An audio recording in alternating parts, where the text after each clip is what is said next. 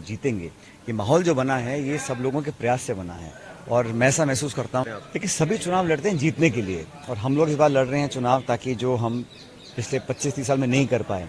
आपको याद होगा, हम सरकार बनाते हैं और फिर 50 पे सिमट जाते हैं, फिर बनाते हैं, फिर 21 पे सिमट जाते हैं। तो ये मुझे लगता है कि पार्टी के लिए भी अच्छा नहीं है और ना प्रदेश के लिए अच्छा है। इसलिए इस बार हम लोगों ने कुछ कोर्स करेक्शन किया।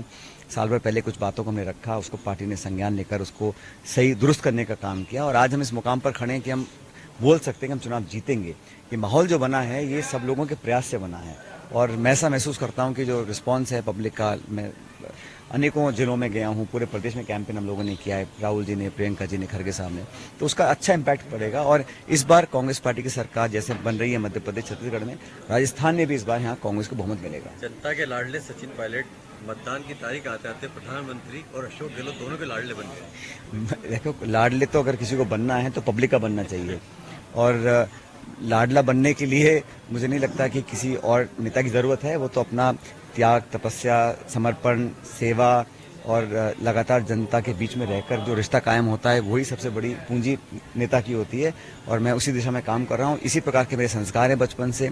बहुत कुछ कहा गया, बहुत कुछ एलेज किया गया, लेकिन मैंने कभी भी कोशिश करी अपना संयम ना खोने की और हमेशा पब्लिक के बीच एक मर्यादित भाषा का प्रयोग करने की और लोकतंत्र को मजबूत करने में विरोधियों को भी आलोचना अगर हमें करनी है तो संयमित भाषा से करनी चाहिए। आप सेट है कांग्रेस करने लगे।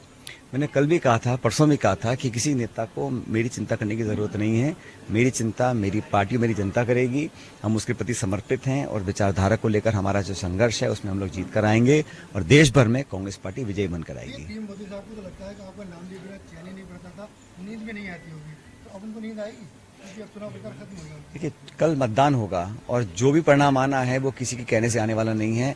मतगणना 3 तारीख को होगी और सब पता पड़ेगा कि किसका भाषण ज्यादा प्रभावी था, कौन झूठ बोल रहा था, कौन सच बोल रहा था। जनता ही पोल खोलती है, पोलिंग के माध्यम से बहुतों की पोल खुलेगी। तो 3 तारीख को जब परिणाम आएंगे तब पता पड़ेगा कि कौन सही था, कौन गलत था। बहरहाल मैं इतना कहना चाहता हूं कि व्यक्तिगत बात करने के बजाय सैद्धांतिक बात हम करें, आरोप लगाने के बजाय अपने गिरेबान में झांक कर देखें और दूसरों की कमियां निकालने के बजाय अपनी रिपोर्ट का जनता के बीच में लेकर जाएंगे, वो एक बेहतर तरह की राजनीति होती है।